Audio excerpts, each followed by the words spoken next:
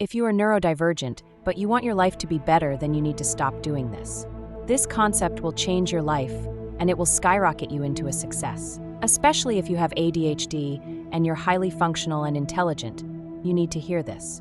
I think I may have discovered a life cheat code for neurodivergent people. Something like the motherlode cheat in The Sims. If your life often feels like it's spiraling, you're constantly burned out, get gaslit at work, struggle to make friends or build romantic relationships, yet you know you're talented and capable of much more. Hear me out. This idea might sound simple, but I believe there's one habit that keeps many neurodivergent people from reaching their full potential. Once you change it, your life can begin to shift in a much more positive direction. Here's my theory. I think many neurodivergent people have incredibly powerful minds. Their brains are like supercomputers. That's why I believe neurodivergent people have a unique ability to manifest the lives they imagine. In my opinion, they are the masters of manifestation in human form. But because their minds are constantly processing information, they also become overloaded and mentally exhausted much more easily. One of the biggest sources of that overload is your internal monologue, that constant narrator in your head that comments on everything you read, hear, see, and experience. Here's the interesting part. I believe your internal narrator is constantly writing the script for your future.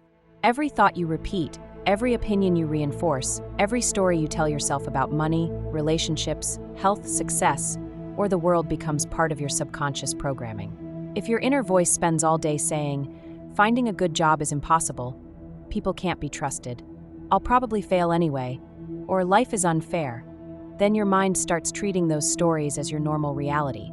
You begin expecting them, noticing evidence for them, and acting as if they're true. Here's something that most people never think about. Every single time you read an article, scroll through social media, watch a YouTube video, listen to a podcast, or hear someone speaking, your internal narrator is quietly repeating that information in your own voice. It's reading every sentence, replaying the words, and often repeating them long after you've stopped consuming the content. So if you spend hours reading negative news, doom-scrolling social media, or watching videos about economic collapse, toxic relationships, or how everything is getting worse, your internal narrator keeps rehearsing those same words. Without realizing it, your mind starts storing hundreds of negative phrases, opinions, expectations, and affirmations. They become part of your mental vocabulary. The more often your brain repeats those thoughts, the more familiar and believable they begin to feel. Eventually, your mind starts expecting those outcomes, looking for evidence that they're true, and filtering the world through that lens. Whether you call it subconscious programming, mindset, or manifestation, the result is the same. Your attention becomes anchored to fear, lack, conflict, and limitation instead of possibility, abundance, and opportunity. That's why what you consume matters so much, especially if you're neurodivergent. Your mind takes the information repeated by the internal narrator as it is. It doesn't know whether you are just reading a random comment or tell a story about your own life. It cannot tell the difference between your real life and the stories you tell to yourself. Think about your average day. You scroll through social media and see people arguing. You watch videos about how impossible it is to find a job. You read comments about how the economy is collapsing.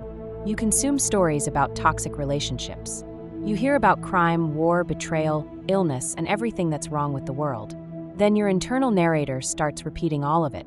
Without even realizing it, your mind spends the entire day rehearsing negativity. Even when you're not looking at your phone anymore, your brain is still talking about those things.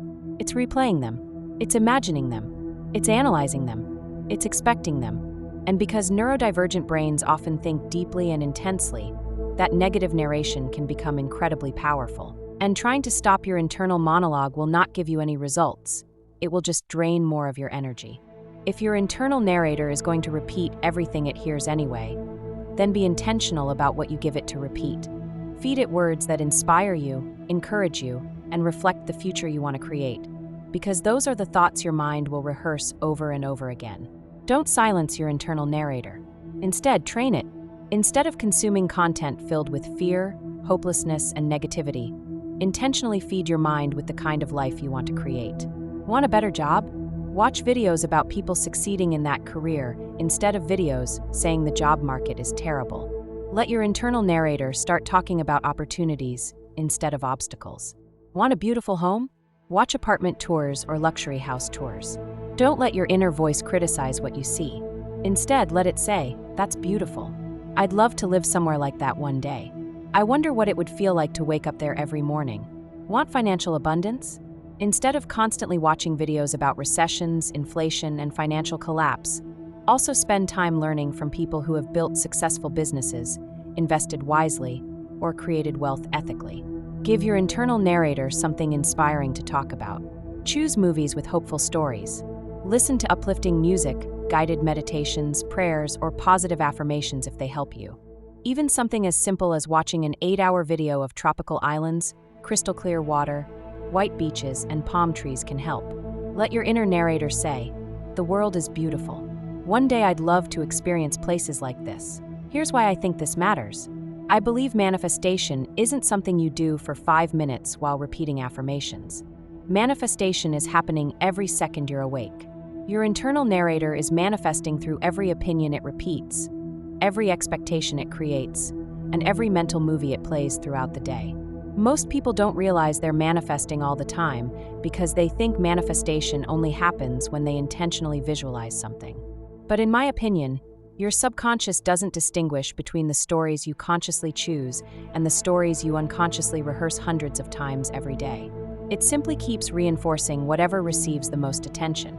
So if your internal narrator spends 10 hours a day talking about fear and only 5 minutes saying affirmations, guess which message becomes stronger? The goal isn't to pretend that negative things don't exist. It's simply to stop making them the default soundtrack of your mind. Watch videos about successful projects. Watch people talking about opportunities, career growth, and exciting work. Let your internal narrator start commenting on those things instead. Watch architecture videos. Watch interior design channels. Even luxury house tours. Your first reaction might be criticism. Who needs a house this big? What a waste of money. Instead, try teaching your inner narrator to say something different. That's beautiful. I love those windows. I'd love to wake up somewhere like that one day.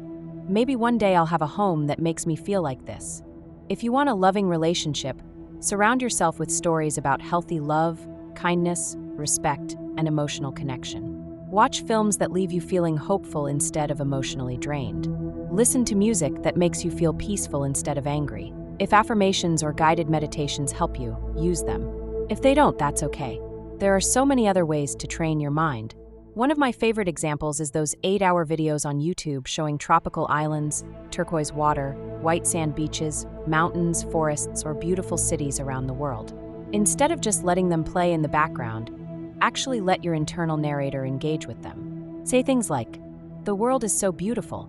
I'd love to experience this one day. I can't wait to travel.